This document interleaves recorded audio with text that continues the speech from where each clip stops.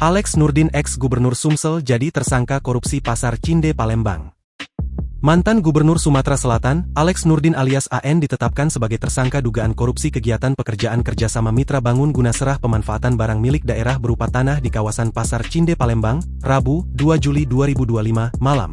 Selain Alex Nurdin, penyidik Pitsus Kejati Sumsel juga menetapkan 3 tersangka lainnya yakni Raiman Yousnaidi alias RY selaku Kepala Cabang PT Magna Beatum, Edi Hermanto alias EH sebagai Ketua Panitia Pengadaan Badan Usaha Mitra Kerjasama Bangun Guna Serah, dan Aldrin Tando alias AT yang menjabat sebagai Direktur PT MB.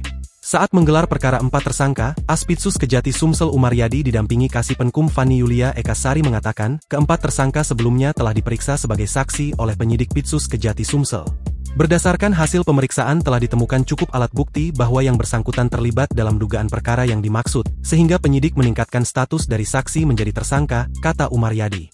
Modus operandinya bermula adanya rencana pemanfaatan aset milik Pemprov Sumsel untuk pembangunan fasilitas pendukung Asian Games 2018.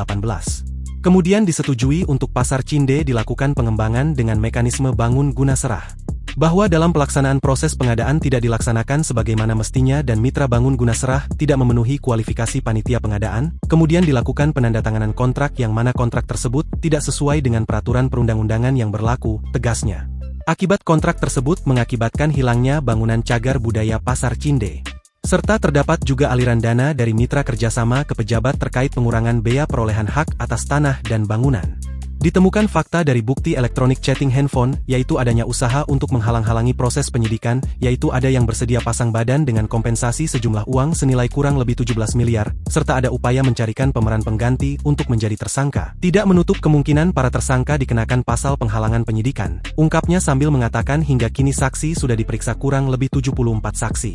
Tim penyidik Kejaksaan Tinggi Sumsel tentu saja akan terus mendalami alat bukti terkait keterlibatan pihak lain yang dapat dimintai pertanggungjawaban pidananya, serta akan segera melakukan tindakan hukum lain yang diperlukan sehubungan dengan penyidikan.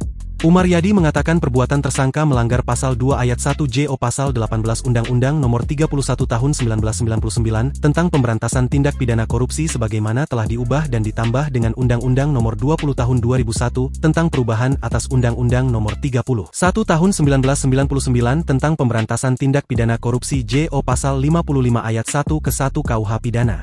Subsidiar Pasal 3 JO Pasal 18 Undang-Undang Nomor 31 Tahun 1999 tentang Pemberantasan Tindak Pidana Korupsi sebagaimana telah diubah dan ditambah dengan Undang-Undang Nomor 20 Tahun 2001 tentang perubahan atas Undang-Undang Nomor 31 Tahun 1999 tentang Pemberantasan Tindak Pidana Korupsi JO Pasal 55 Ayat 1 ke 1 KUH Pidana.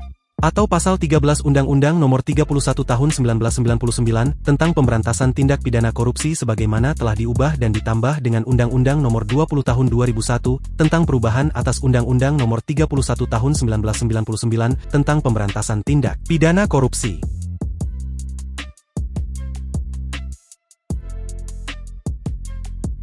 Download Tribun X sekarang, menghadirkan lokal menjadi Indonesia.